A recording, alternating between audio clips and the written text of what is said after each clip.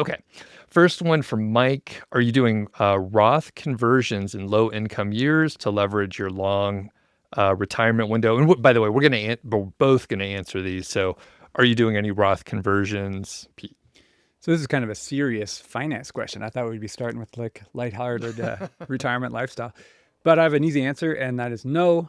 And that's just because I never even created Roth IRAs in the first place. I just, when I was working, I think I was above the income limit for them.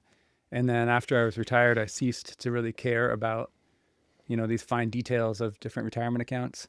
And most of the saving I did in my lifetime was just the taxable accounts. Like you max out the 401k that your employer provides, and then you put the rest of it into a taxable account, the rest of your savings. So that's what I consider as my normal spending money. Plus, of course, any income that I earn. And we've got, I've always had little sources of income here and there. And if there's an article I wrote just a few months ago that I haven't really managed to increase my spending to be even beyond that, because it's still only like $20,000 or $30,000 a year. So it's just kind of embarrassing and funny how, if you really don't buy much stuff, then the money side of life doesn't really apply all that much. However, I know not everyone's in that situation. People have families and more active lifestyles, and they're more expensive lifestyles, and they're off doing things in more expensive parts of the country.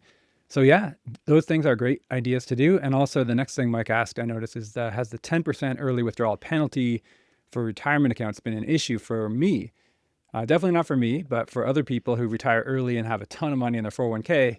He asks, what strategies can you use? And he even mentioned the ones that I always mention, which is the 72T, which is like a loophole to get your money out penalty free if you retire early and have a big 401k, or Roth conversions, which you can do rollover stuff like in a series of years.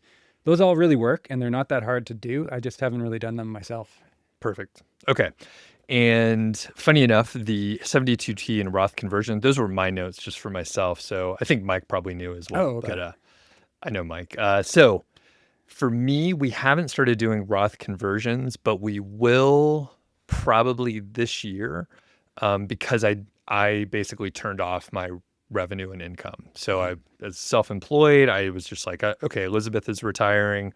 Our plan doesn't require me to earn money, so I'm going to turn it down dramatically. So like I turned it down by like 90% or Yeah, something like that. same here. Like I Yeah. used to make a lot of the MMM blog used to bring in fairly high income for a few years, and that's dwindled to really, really almost to nothing now, Yeah. which is nice because it's more legitimate. Like I feel more like a genuine retired person, Hmm.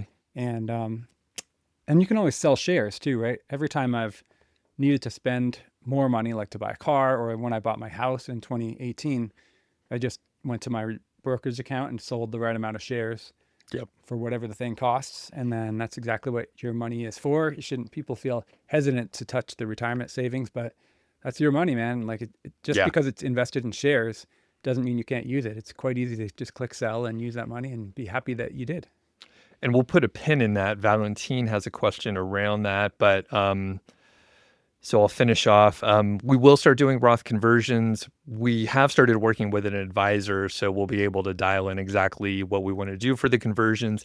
Also, to your point, we contributed some to Roths, but not very much. I think maybe it's grown to about 50K or something like that. And then we have the majority of our net worth in taxable post-tax brokerage accounts. So that is, like you said, accessible. We use that, and we're able to get to it without penalty. And then we have about, I think, like a third or so in traditional IRAs or 401ks. So that's what we'll need to start moving over. It is an amount where if we don't do conversions, there will be like, it'll grow a lot. And the thing is, because we have an advisor, he ran the simulation and the projection, and by doing the Roth conversions, it'll save us about 20, or it'll increase our ROI or our portfolio by like 25%. Like it's pretty dramatic because it's over 30 years or something Oh, like that. still a So it's just percent is a moving. lot.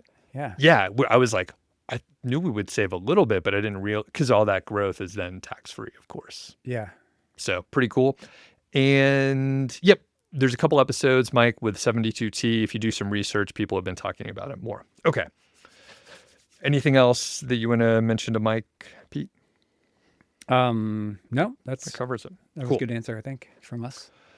All right. Valentine says, do you still earn income to cover your expenses or do you rely only on your investments? So, I mean, we kind of covered that, yeah. and the answer is a mixture depending on the year.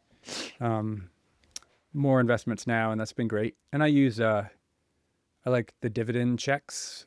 One of Okay. my rules is like, if you're living on, if you're once you're retired, and you have a bunch of savings, and let's say your income is zero, then, or let's say you have even some income, the order in which you use up your money is number one, your immediate income, of course, because it's just going into your checking account. And if that's not enough, then number two, the dividends from your investments, you just have them not reinvest and go into your checking account and use that. And then finally, you start selling little bits of your taxable brokerage account as needed to keep, a few months of living expenses on, in liquid form. And then finally, actually even more finally, is your true retirement accounts are the last thing you touch. And you can wait until you're old enough to do that, 59 and a half, or you can use these little loopholes if you need to. But most people never get, they have so many other things. Most people who retire early have done a lot of safety margins and just in case stuff, and then they often end up having too much rather than too little. Yes. Okay. And for me, like I said, this year, or I guess starting last year, turned my revenue down. So that does not cover our expenses. And I have been selling some, although now that you mention it, I should turn off the reinvestment and then I can ad hoc figure out what I want to do. The other part is, so I am selling some. It's nowhere near 4%. It's just enough to cover the cash flow that we need. And Elizabeth and I pretty much have separate finances. So it's just like we do some calculations and cover certain things. Like maybe Yeah. one of us covers the mortgage, the other one pays the credit card payment, and we true it up. And it's not that big of a deal. It's just like we've always had separate accounts and everything. Yeah. So, but yeah, I've been selling a little bit and also doing a tiny bit of rebalancing. Now, do you do any rebalancing or? Yeah, although a lot of that is in my Betterment accounts because they're very automatic in their rebalancing, and I kind of like seeing what they do, and it's interesting and a good idea. And then I have my own, just my Vanguard funds, which are in a brokerage account, and in that sense, I don't really do, formal rebalancing. It's just not my personality type. Yeah, It's yeah. more like I just let them grow, and then occasionally sell a little bit. Or my favorite thing is still the margin loan. I usually just leave it intact and I borrow against it for short-term stuff like helping friends buy a house or whatever. But yeah, the answer is no, even though I think the rebalancing would be worth it. Yeah. I'm a lot less meticulous than people assume I am when it comes to managing my own finances, just because if there's plenty of it, then why worry? Yeah. What I like that approach to it. You do see people like, I feel like it's over optimizing. It's like they could show me the math and all that stuff, but I'm like, you're spending all this time and mental energy for such a small return, like delta, and they already had enough money. So I think that's where you're coming, and Yeah. you're like, we're close enough. Like you could tell that you're not going to run into issues, so you're okay with not optimizing the Yeah. maximizing returns, I right? mean, if I needed to do it, I would. Sure. But as it is, I feel like you get to the level of enough and then you don't care and you focus on other stuff.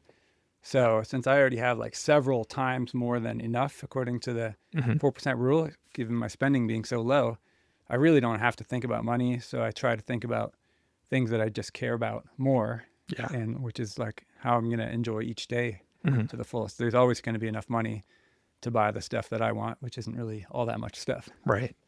I'm curious. So you mentioned it, like even in I think the last episode you were on, you were like, "Hey, I tracked my expenses for the previous year. It was still very low, and I have started. You see, like more guitars here than when you came here last time, I right? did notice they're reproducing a bit. There's yeah, they're having a good time, and there's an additional amp.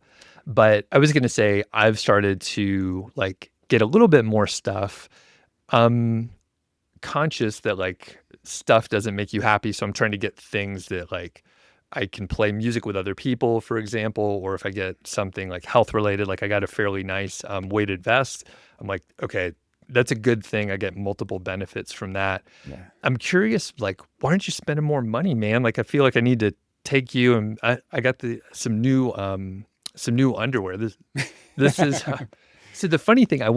We went to Estes Park and I've packed like many times. I forgot all the underwear. Like I did not bring any underwear, so I had to go to like try to find underwear. So I ended up in an outdoor shop there, and they had this really nice underwear called Saxx. It's SAXX.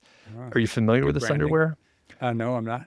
So it has. I just ordered some more. I'm hoping they'll be an affiliate and I can work with them. But like, basically, it's like a pouch for your guys down there, and it's very it sounds totally heard about- luxurious. I've totally heard about this. Yeah. It's really nice. And they're a little bit pricey, but I was like, you know what? I'll check it out. Like I had to buy a pair anyway, and they were like $35 for one pair of underwear. Yeah. I mean, this should be like a lifetime supply of like normal underwear that we wore growing up. Right. I'm assuming you just wore like regular cotton or whatever. I don't know what you wear now. But anyway, I'll show you these underwear. They're still in the package. And I'm like, I'll buy a few pairs and they'll last for years. So I don't know. Sounds There's some good. yeah. Well, you maybe haven't been to my house recently, but I do have a lot of nice stuff. Yeah, You yeah. know, like I generally have high quality of whatever I want. It doesn't really look like a minimalist house. You know, I have a lot of, just, like great tools, great furniture, kitchen stuff. Like Yeah. if there's anything that's not great, I am a little bit of a consumer in the sense that I replace stuff with better stuff until Yeah.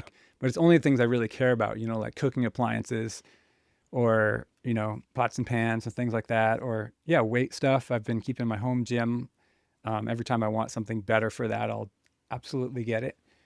And underwear as well. Yeah, I do have really nice Okay. underwear for a guy anyway, and that's something that I wouldn't. I happen to care about, like nice fitting clothing, and even if it's Yeah. undergarments. So Yeah. like I totally have like probably 20 pairs of like excellent. Okay. And I threw away all my Hanes and my Yeah. Fruit of the Looms and stuff. Yeah.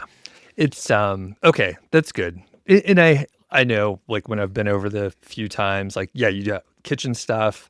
Same here. It's like I'll get really nice knives. Like they'll Yeah. last so long, and I mean, we use them all the time. We use them every day. Yeah, exactly. And sound equipment, like I have so many speakers, everything sounds great.